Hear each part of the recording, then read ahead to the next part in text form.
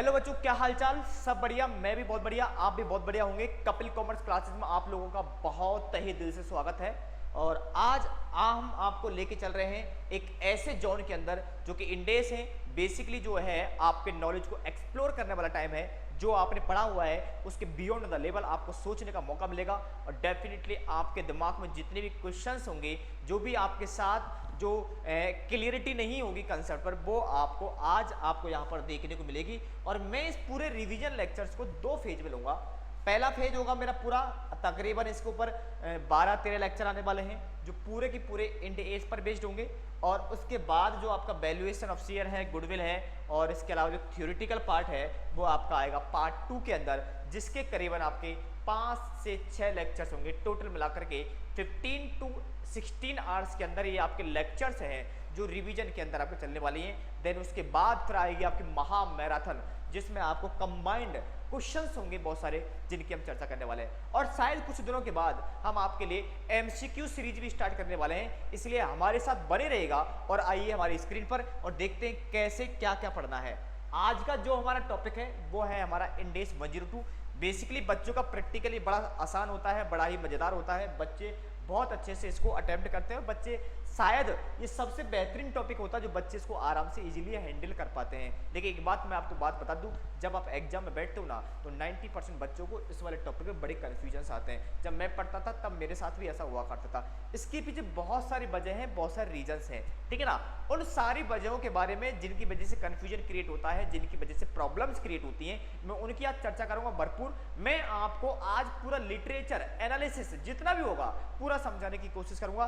Practical question 1 या 2 जब second lecture आएगा इस इंडेस 102 का, तो मैं वहां से प्रैक्टिकल की स्टार्टिंग करूंगा, ठीक है। आज पूरे की पूरे कंसेप्चुअल फ्रेमवर्क की बात करूंगा, पूरे की पूरे लिटरेचर की बात करूंगा, पूरे की पूरे फंडामेंटल की बात करूंगा। यहां पर आपको पहला पॉइंट मैं आपको बता दूं, जब हम इंडेस पढ़ रहे होते हैं तो फेयर वैल्यू का मेजरमेंट सबसे बड़ा एलिमेंट होता है। पहला पॉइंट बोल रहा हूं क्या? फेयर वैल्यू का मेजरमेंट, क्योंकि आपके इंडेस के अंदर सबसे ज्यादा जो स्कोप है वो इसी बात का है कि आपको अपनी असेट्स लायबिलिटी जो है आपको क्या करना पड़ेगा, जो ट्रांजैक्शंस हैं वो किस पर दिखाने पड़ेंगे आपको? फेयर वैल्यू पर। आपको पहला पॉइंट करा दूं, जब फेयर वैल्यू मेजरमेंट की बात आती है तो आपको इंड एएस 113 पढ़ना पड़ता है। 113 इंडेस जो कि फेयर वैल्यू मेजरमेंट के बारे में बोलता है। आपको मैं बता दूं, फेयर वैल्यू मेजरमेंट का पहला एक्सेशन 102 है, यानी कि 102 शेयर बेस्ड पेमेंट की फेयर वैल्यू का वैल्यूएशन आपका इंडेस 113 के हिसाब से नहीं होगा, वो कहां पर होगा?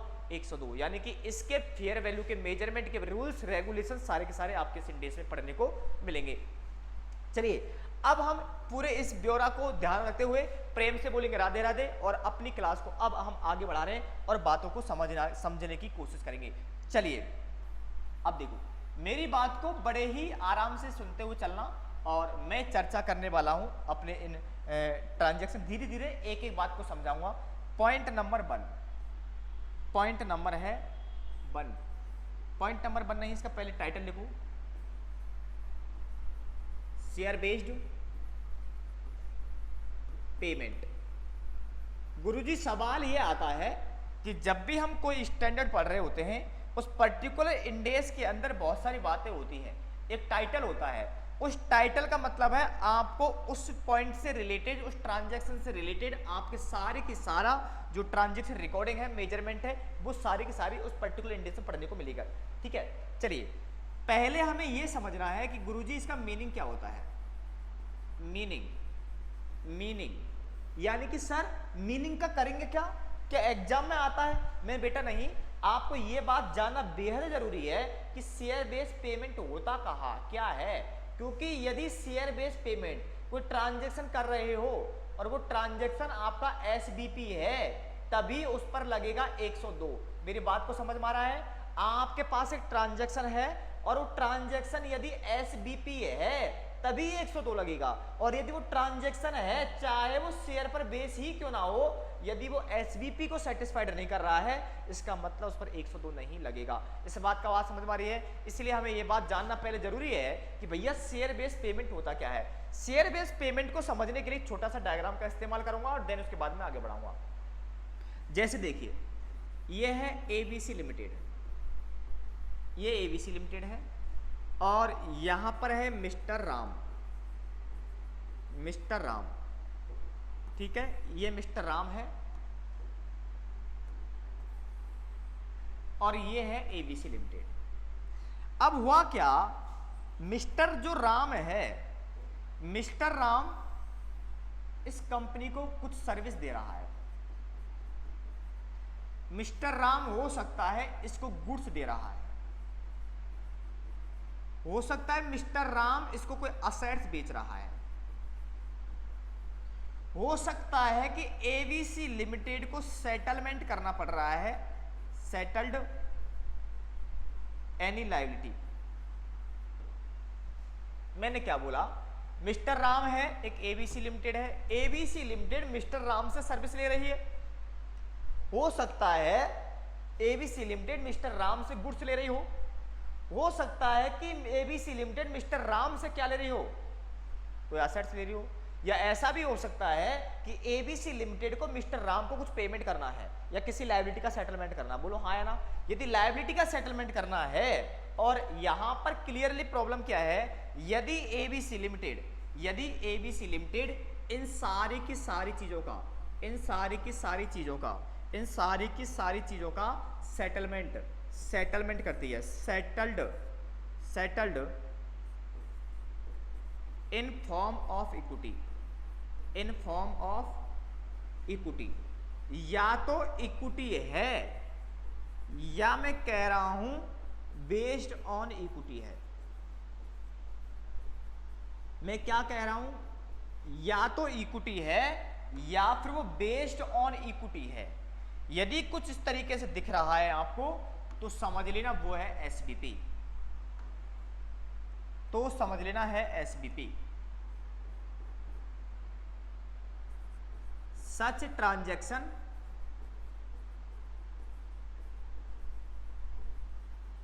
Are called SBP transaction.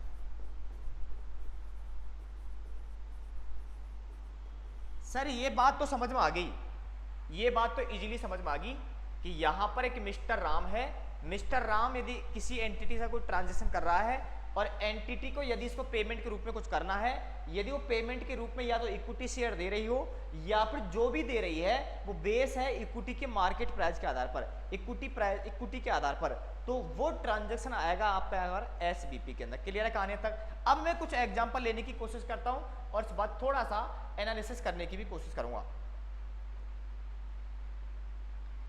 जैसे केस ए मैंने बोला एक एबीसी लिमिटेड है,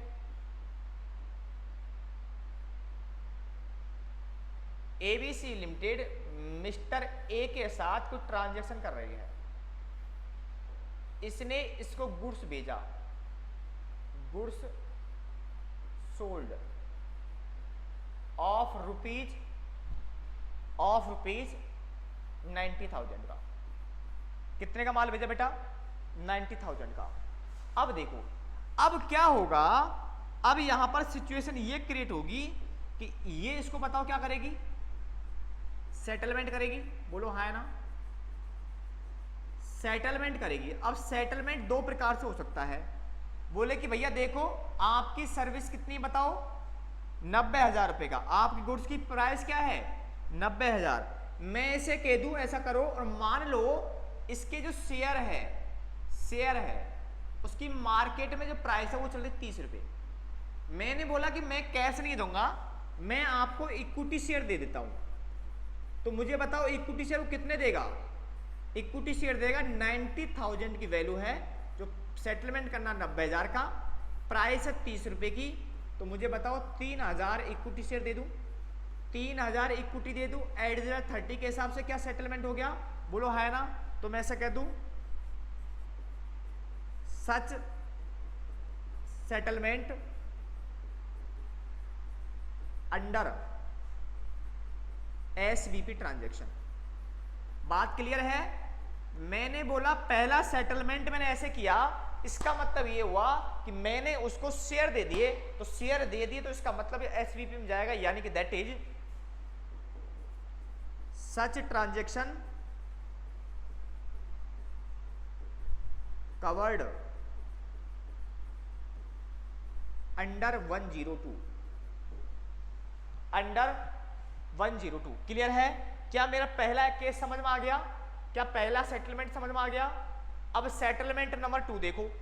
सेटलमेंट, टेंशन ना लो, प्रैक्टिकल से रिलेटेड एक एक बात करूंगा, पहले इसका बस मीनिंग समझ लो कि मैं कहने की कोशिश क्या कर रहा हूं आपसे। बस दूसरा सेटलमेंट और देखो, दूसरा सेटलमेंट, सेटलमेंट बोल रहा क्या बताओ, पेड इन कैश ऑफ ₹90,000। दूसरा बोल रहा कि नहीं ऐसा करो, पेमेंट ले लो, कैश पढ़ो, घर जा जाओ।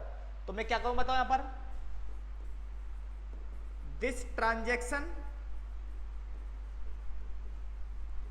Is not covered under Ind AS 102। अब कुछ बच्चों दिमाग में सवाल आ रहा होगा, गुरुजी फेयर वैल्यू के आधार पर दे दो, आप कैश का पेमेंट क्या कर दो, आपके शेयर के बना लो बेस और फिर पेमेंट कर दो। मैंने बोला ऐसा पॉसिबल ही नहीं है, क्योंकि आपके शेयर की फेयर वैल्यू यहां पर इरिलेवेंट है, क्योंकि यहां पर फेयर वैल्यू स्ट्रॉन्ग किसकी है, जो आ रहा है। आप मुझे एक बात बताओ, सामने वाली पार्टी से 90,000 का सामान खरीदा, आप कहोगे कि नहीं मेरे शेयर के हिसाब से लो और मेरे शेयर के हिसाब से 80,000 रुपए पेमेंट ले लो, ऐसा पॉसिबल है क्या? ऐसा पॉसिबल है ही नहीं है। यदि ऐसे केस के अंदर आप जब सेटलमेंट कर रहे हो, जब जो वस्तु आ रही है उस वस्तु की, उस गुड्स की, उस सर्विस की, उस असेट्स की मुझे वैल्यू का पता है, तो याद रखना इस बात के बारे में, उस केस में सेटलमेंट इक्विटी में होगा तो ही 102 में जाएगा। यदि वो कैश में सेटल्ड हुआ तो 102 में नहीं जाएगा, क्योंकि आपके दिमाग में बात फंसी पड़ी है, कैश में सेटलमेंट कर दो, इक्विटी में कर दो, दोनों एसबीपी में आता है। मैं बेटा नहीं, मैंने क्या बोला, एक है मैंने आपसे कोई सामान खरीदा, जो खरीदा उसकी वैल्यू पता है, यदि उसकी फेयर वैल्यू पता है तो याद रखना इस बात के बारे में, उस केस में यदि मैं इक्विटी दे रहा हूं तो ही 102 में आएगा। यदि मैं उसको इक्विटी नहीं दे करके कैश में सेटलमेंट कर रहा हूं तो ध्यान रखना 102 में नहीं आएगा। वो लोग क्लियर आया था कहानी? मैंने क्या बोला, जब भी आप कोई ट्रांजेक्शन कर रहे हो और जो चीज आप, जिस चीज का आप ट्रांजेक्शन कर रहे हो उस चीज की सर्विस गुड्स की फेयर वैल्यू पता है, तो इस बात का बेहद ध्यान रखना। इस केस में ओनली फॉर यदि आपने इक्विटी शेयर इशू किए हैं एज ए सेटलमेंट तो ध्यान रखना 102 लगेगा, अदरवाइज 102 नहीं लगेगा। इस केस में मैंने आपको यही समझाने की कोशिश की है। चाहो तो इसके रूप में, एनालिसिस के रूप में कुछ लिख लो, लिखो नीचे, in other words if value of goods not identifiable या नॉन आइडेंटिफिएबल,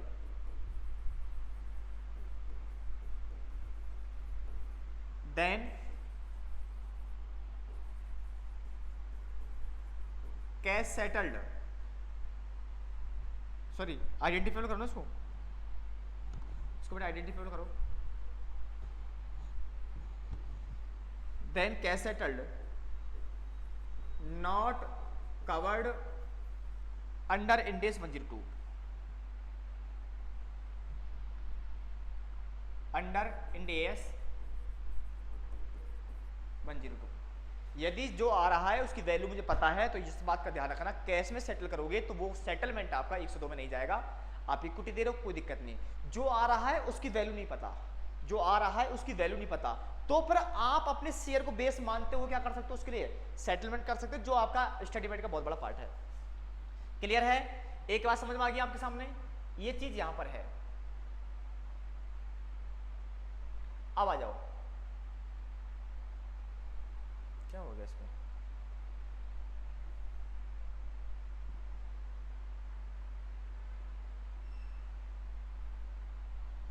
ठीक है? अब देखो,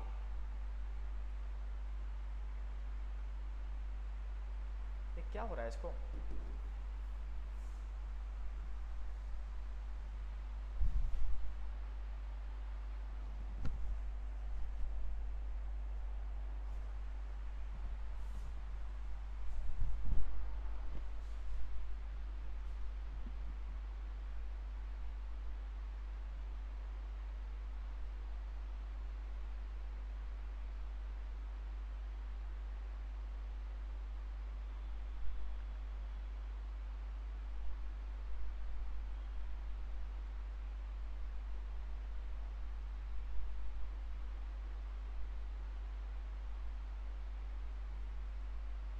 चलिए अब देखो, जो ट्रांजैक्शन है आपके, जो ट्रांजैक्शन है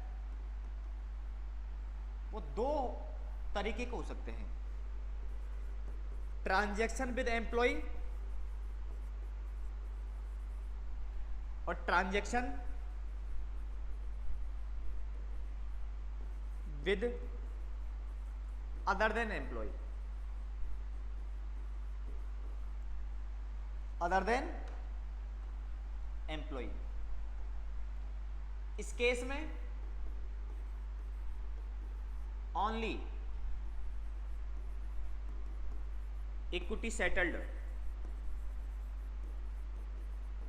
plan covered under Ind AS 102। याद रखना इस बात के बारे में कि यदि विद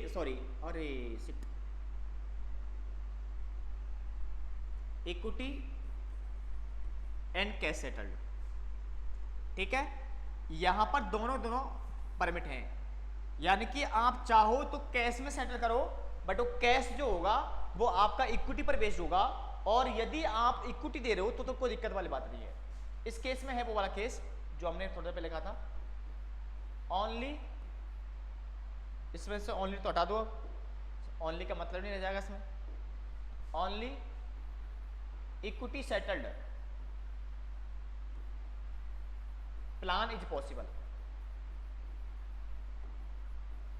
इसमें ओनली फॉर इक्विटी जाएगा, कैश नहीं जा सकता, क्योंकि जब हम अदर देन एम्प्लॉय के साथ ट्रांजेक्शन कर रहे होते हैं तो जो चीज हमारे पास आ रही है, यानी उस गुड्स की, उस सर्विस की हमारे पास फेयर वैल्यू अवेलेबल होती है। जब हमारे पास उसकी फेयर वैल्यू अवेलेबल है तो इसका मतलब हम आपको कैश में सेटलमेंट करेंगे, तो सामने वाले की फेयर वैल्यू को ध्यान में रखेंगे।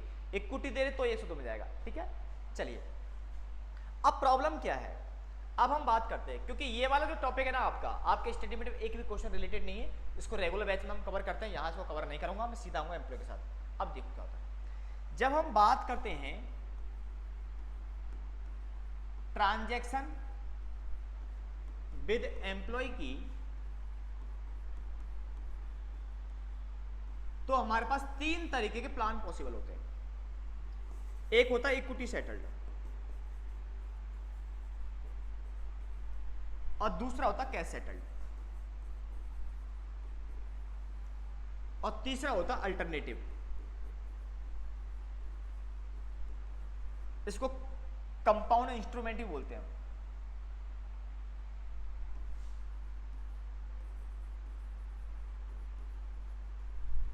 Compound instrument.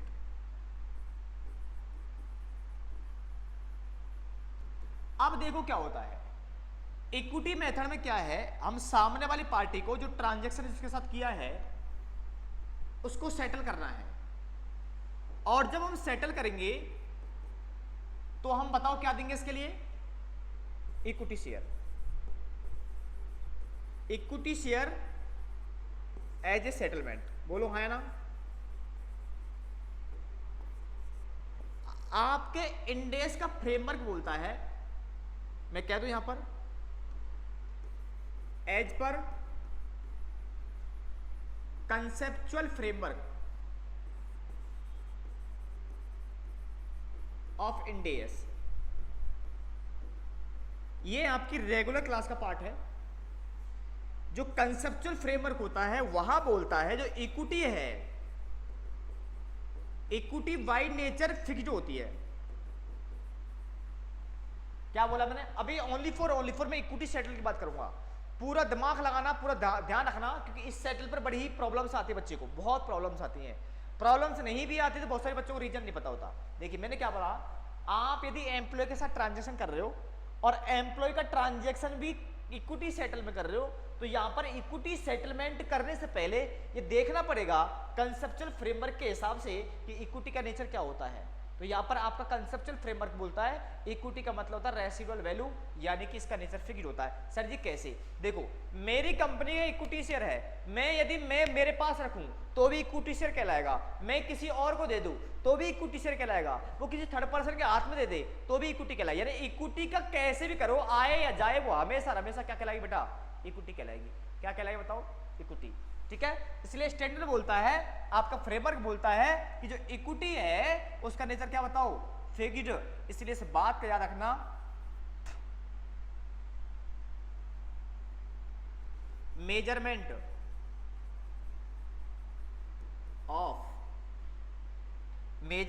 ऑफ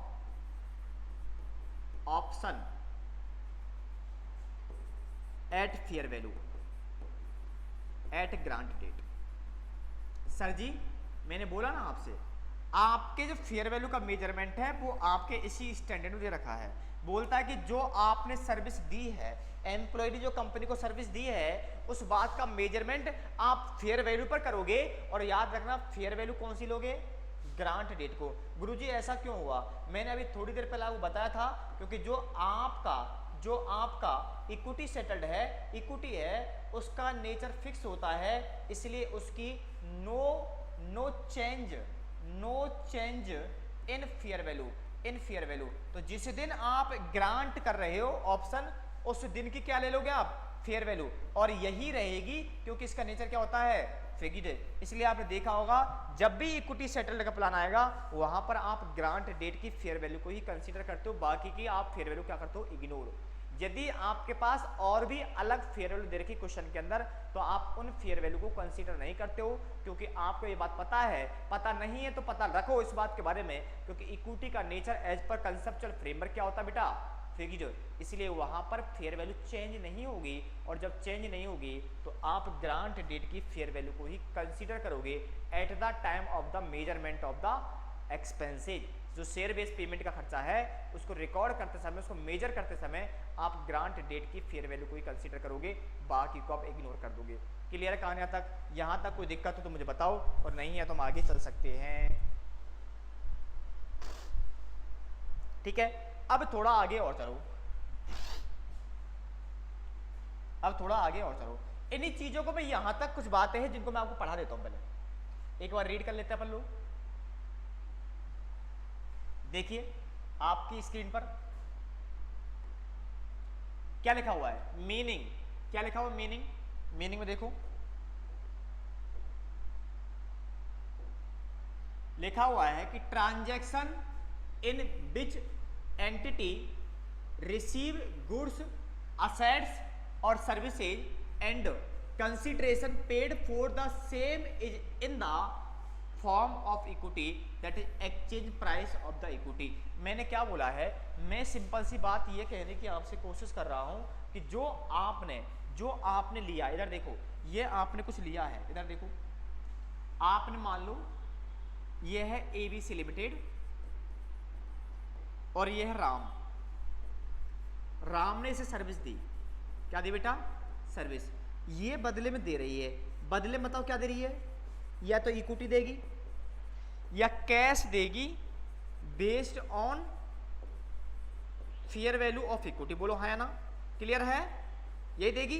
तो ये बोल रहा है कि ये जो है ना ट्रांजेक्शन बीच में जो मैं कंसीडरेशन दे रही है, ये इक्विटी या कैश बेस पर होगा, है ना। तो ये बोल रहा है कि ये जो पेमेंट और सेटलमेंट, ये एक्सचेंज करेंसी के रूप में काम करता है।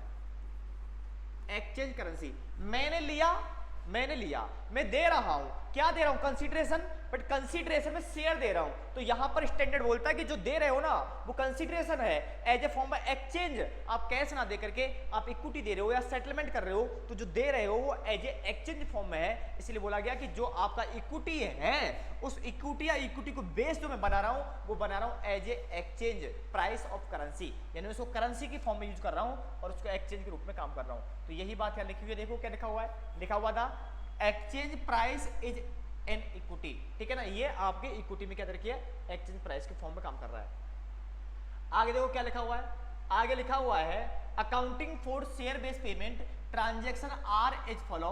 पार्ट ए है ट्रांजैक्शन विद एम्प्लॉय है, और पार्ट 2 है transaction between other entity person, third party के साथ में, अदर देन एम्प्लॉय के साथ में है। तो पहले मैं पार्ट 2 की बात करूंगा, क्योंकि छोटा सा पार्ट है, ये रेगुलर बैच की कहानी होती है, तो वहां पर डिस्कस करने के काम करते हैं, यहाँ पर ज्यादा नहीं कर पाएंगे, लेकिन फिर भी मैं थोड़ा इसको डिस्कस करने की कोशिश करूंगा। SBP transaction between third party and entity, मैं कहूं तो यहाँ पर अदर देन एम्प्लॉय की बात कर सकता हूँ। ठीक है, क्या लिखा हो देखो, it means value measurement for settlement of transaction based on fair value of service goods और असेट्स। यहाँ ध्यान रखना, मैंने बोला थर्ड पार्टी के साथ में मैंने किसी व्यक्ति से माल खरीदा, तो जब माल खरीद रहा हूँ तो या तो मैं इक्विटी दे रहा हूँ, और जो इक्विटी दे रहा हूँ तो तब एसवीपी में आएगा, यदि मैं कैश दे रहा हूँ तो एसवीपी में नहीं आएगा। इसलिए स्टैंडर्ड बोलता है कि जो आप अदर देन एम्प्लॉय के साथ ट्रांजेक्शन कर रहे हो ना, जो चीज ले रहे हो उसकी वैल्यू मेजरेबल है, और यदि मेजरेबल है तो उसका सेटलमेंट आप फेयर वैल्यू ऑफ सर्विस क्या करोगे, आप बताओ। यानी कि उस केस के अंदर आपकी जो सर्विस है, गुड्स है, असेट्स है, वो मेजरेबल है, उसको कैलकुलेट पता है, उसकी वैल्यू क्या है। जब वैल्यू पता है तो ओनली फॉर इक्विटी का सेटलमेंट इक्विटी का ही एसबीपी में आएगा, कैश वाला यहाँ पर नहीं आएगा। मैंने छोटा सा एग्जाम्पल दिया है और उस एग्जाम्पल से कुछ बात समझाने की कोशिश भी की है, जैसे मैंने वहाँ एग्जाम्पल बना के दिया था, यहाँ पर बना के दिया है। ठीक है, ये फाइल आपको टेलीग्राम चैनल पर मिलेगी, आप केसीसी वाले पर जाकर के ज्वाइन कर सकते हो, वहाँ पर ये फाइल आपको मिल जाएगी। डेफिनेटली आपने यदि नहीं भी पढ़ा होगा, आप इस फाइल को रीड करोगे तो ऑटोमेटिक समझ में आएगा। इसके पीछे सबसे बड़ी सिंपल सी कहानी इसलिए है क्योंकि मैं किसी कंसेप्ट को समझाने के तुरंत बाद मैंने एक एग्जाम्पल जो क्लास में करवाए जाते हैं वो हैं जो स्टडीमेट के अलावा होते हैं। ठीक है, तो आपको इमीडिएटली समझ में आ जाएगा। ठीक है, चलिए मैं इतना से डिस्कस करूंगा, ज़्यादा नहीं करूंगा। पार्ट ए देखो, पार्ट 1 में क्या है, share based payment settlement with employ. Employ के साथ सेटलमेंट होगा तो कैसे होगा, एम्प्लॉय के साथ जब सेटलमेंट करोगे तो क्या करोगे, जब आप एम्प्लॉय के साथ करो, यहाँ देखो, अब थोड़ा सा आपको समझने की जरूरत और पड़ेगी। जैसे देखो बेटा, ये एबीसी लिमिटेड है, यहाँ पर है मिस्टर राम, कौन है बताओ, एबीसी लिमिटेड है, यहाँ है मिस्टर राम।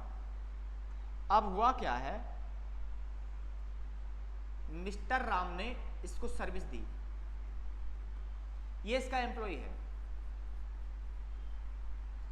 ये बड़ा ही टैलेंटेड है, ये बड़ा ही टैलेंटेड है। ठीक है, अब दिक्कत क्या है कि इस व्यक्ति जो इतना सारा टैलेंट है कि कंपनी को डर रहता है कि छोड़ के ना चला जाए, क्योंकि ये छोड़ के चला गया तो कंपनी को बहुत भारी भरकम तरीके से नुकसान होगा। टेंशन है इस व्यक्ति को। जब इस व्यक्ति को टेंशन है कि भैया कोई व्यक्ति छोड़ के ना चला जाए तो क्या करेगा, इसको लालच देगा, बोलो हाँ है ना, लालच देगा, लालच देना पड़ेगा, नहीं तो भाग जाएगा, ये रुकेगा ही नहीं।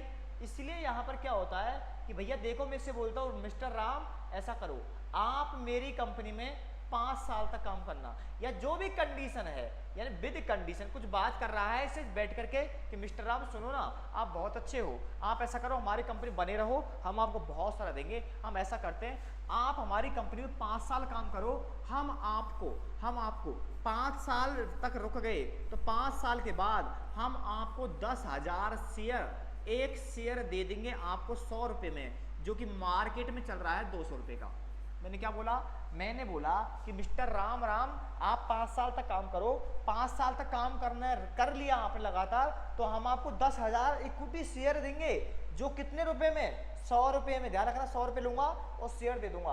और आज जो मार्केट में जो प्राइस चल रही है ना, वो चल रही है 200 रुपये की। तो मुझे बताओ आपको फायदा कितना हो गया, आपको फायदा हो गया। अब यहाँ पर 2 तरीके के सेटलमेंट पॉसिबल है, वो दे 10,000 शेयर दे दे और बदले में 100 रुपये ले ले, बोलो हाँ है ना।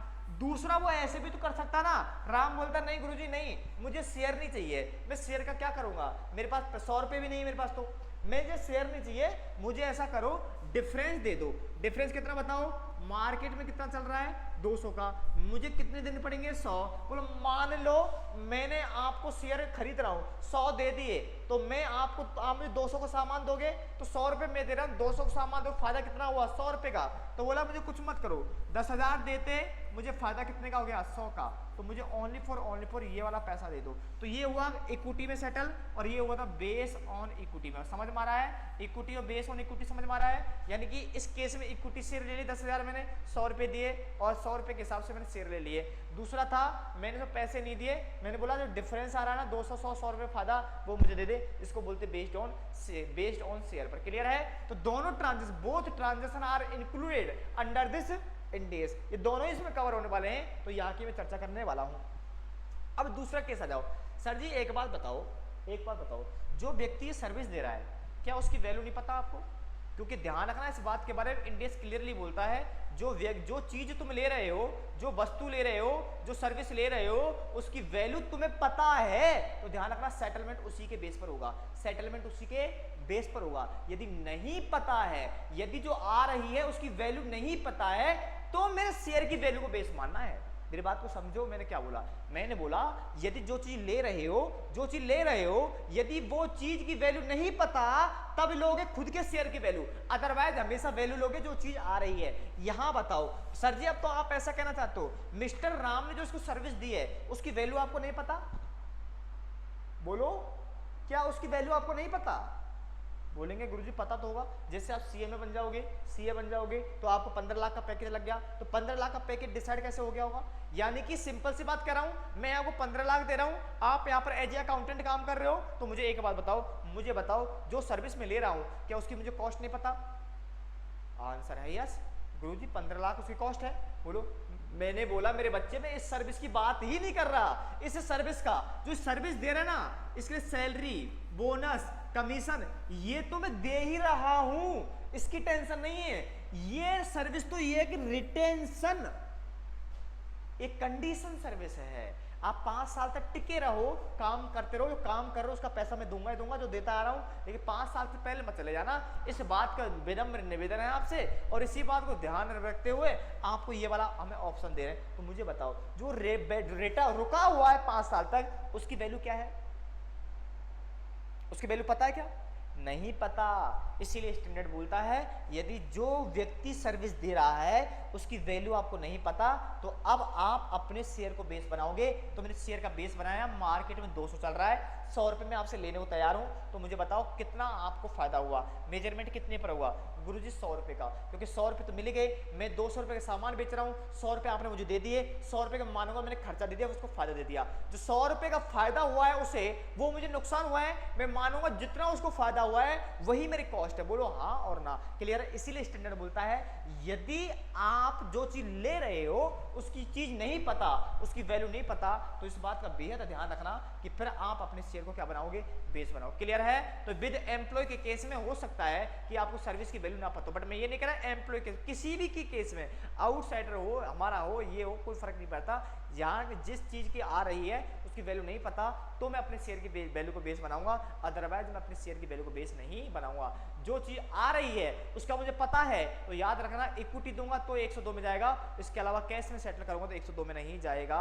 102 में तभी जाएगा cash base payment, sorry share base payment तभी जाएगा जब आपकी सर्विस की वैल्यू नहीं पता और आप अपने शेयर की वैल्यू को बेस बना रहे हो, तब जाकर के वो वाला ट्रांजेक्शन कैश सेटल्ड है वो आपका 102 में कवर होगा, अदरवाइज कवर नहीं होगा। इस बात का बेहद ध्यान रखना है।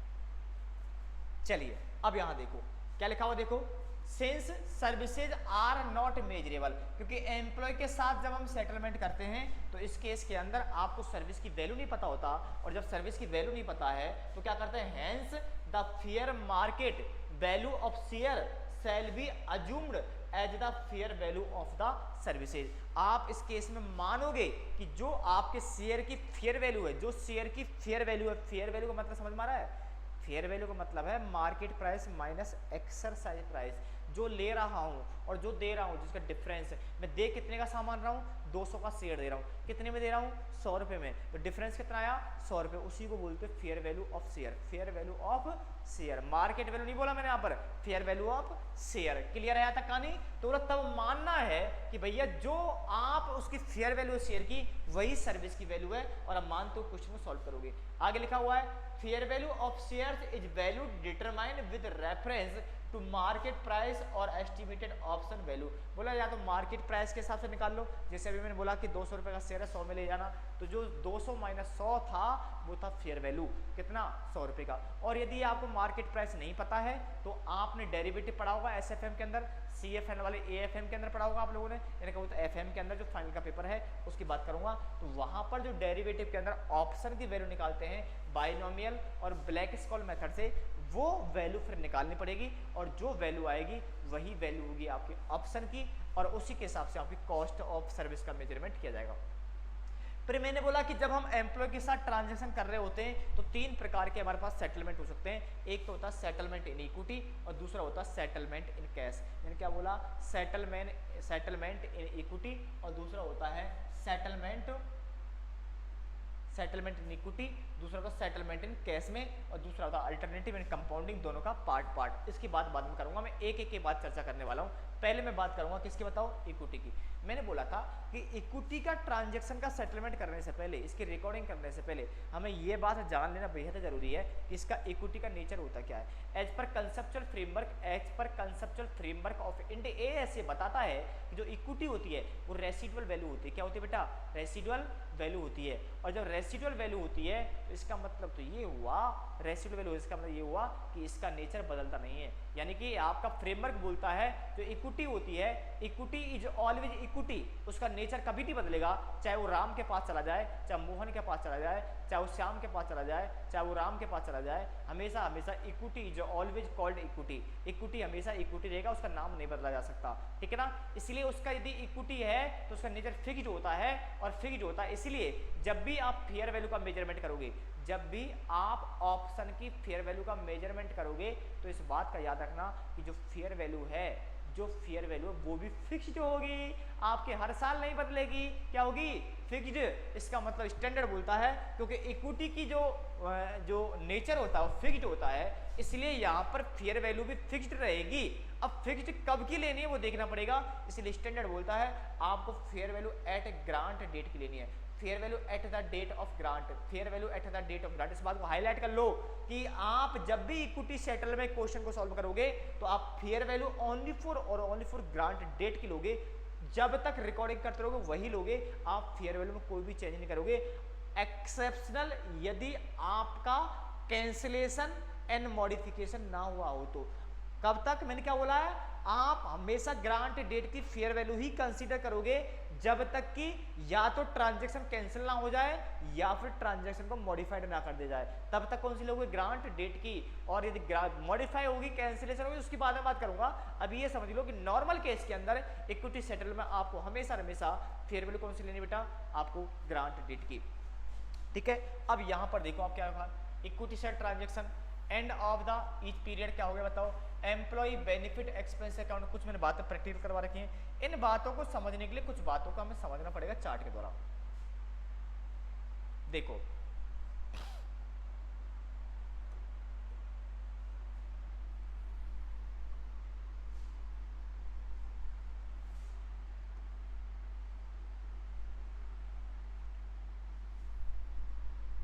यहां पर मिस्टर राम है, हमने राम से बोला राम आप हमारी कंपनी में 3 साल तक काम करो, ईयर 1, ईयर 2 और ईयर 3। कितने साल तक काम करो, 3 साल तक। हमने यहां पर बोला इसको बोलते ग्रांट डेट।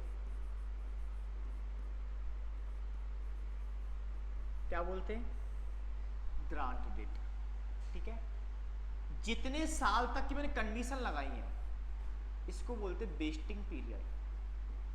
क्या बोलते बेटा हम, vesting period, based on some condition.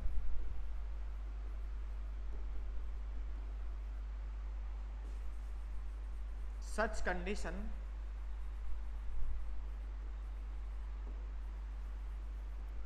are called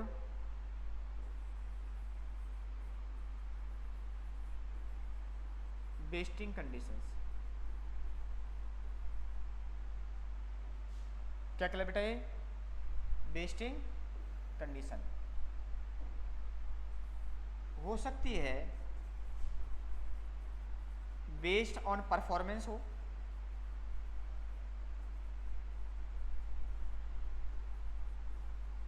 based on retention हो सकता है, और कोई अदर भी हो सकती है। मैंने बोला इतने साल तक रुको तो रिटेंशन हो सकती है, मैंने बोला नहीं आप हमारे प्रॉफिट को इतना बढ़ा दो, हमारे कॉस्ट को इतना कम करवा दो, कुछ ऐसा है तो इसका मतलब वो आपकी परफॉर्मेंस पर बेस्ड है। तो कुछ कंडीशन हैं जो 3 साल के अंदर आपको कंप्लीट करनी है, फुलफिल करनी है। उन कंडीशन को बेस्टिंग कंडीशन बोलते हैं। ये परफॉर्मेंस पर बेस हो सकती है या फिर रिटेंशन पर बेस हो सकती है। ठीक है, आपने यहाँ कंप्लीट कर दिया भैया, आपने कंडीशन सेटिस्फाइड कर दी, तो आप जो ये डेट है इसको बोलते हैं एक्सरसाइज डेट। एक्सरसाइज डेट क्या बोलते हैं बेटा उसको हम? Exercise date. जिस दिन आपकी बेस्टिंग कंडीशन खत्म हो गई, जिस दिन बेस्टिंग पीरियड खत्म हो गया, जो end of the vesting period जो होता है उसको बोलते हैं क्या? Exercise date. ठीक है, एक्सरसाइज डेट यदि टाइम पीरियड दे रखा है कि भैया आप कंडीशन पूरी करने के 1 साल के अंदर या 6 महीने के अंदर आप अपने ऑप्शन ले जाना, एक्सरसाइज कर लेना, तो इसको बोलते हैं एक्सरसाइज पीरियड। यदि कुछ आपको पीरियड दिया है भैया, आपको कहते हैं ना कि एक टाइम पीरियड दे दिया भैया 6 महीने में 1 साल में आप आ जाना, और आपने कंडीशन पूरी कर दी, तो भैया हमारे पास शेयर ले जाना और घर चले जाना, कुछ ऐसा दिखा रखा उन्होंने, तो इसका मतलब ये है वो एक्सरसाइज पीरियड है।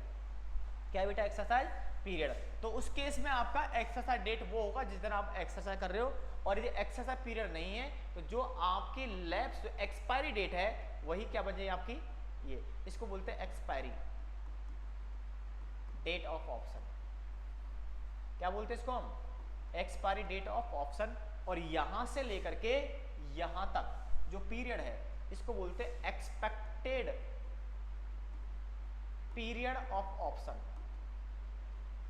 पीरियड ऑफ ऑप्शन क्लियर है? बोलो क्लियर है क्या यहां तक? ठीक है, तो यानी कि जो आपके पास एक्सपायरी डेट तक, यानी कि from the date of grant date से लेकर के और एक्सपायरी डेट तक का जो पीरियड होता है वो कहलाता है एक्सपेक्टेड लाइफ या period of option. Expected life और पीरियड ऑफ ऑप्शन क्लियर है यहाँ तक? नहीं तो ये सिनेरियो होता है। अब आप क्या करोगे?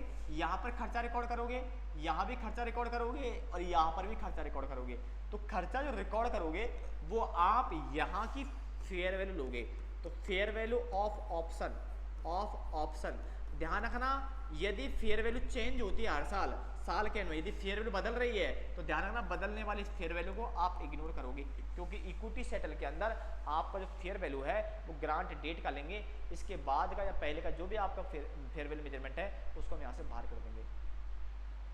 क्लियर है कहानी? यहाँ तक कोई दिक्कत किसी को नहीं और होनी भी नहीं चाहिए। ठीक है, यहाँ तक चलिए अपन चल सकते हैं क्या आगे? बिल्कुल चल सकते हैं।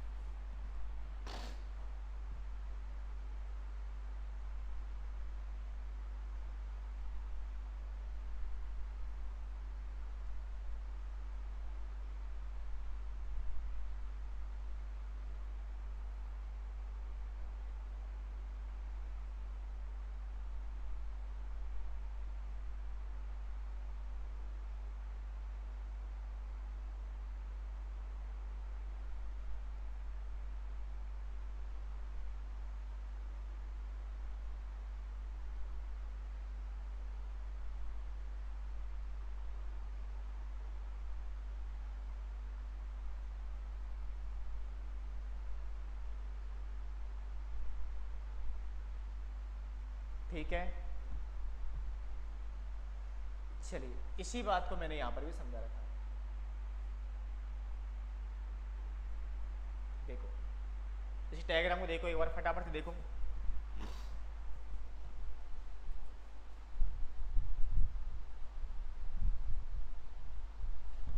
इस डायग्राम को देखो आप। इस डायग्राम में वही चीज बता रखी है जो मैंने आपको अभी जस्ट बताई है।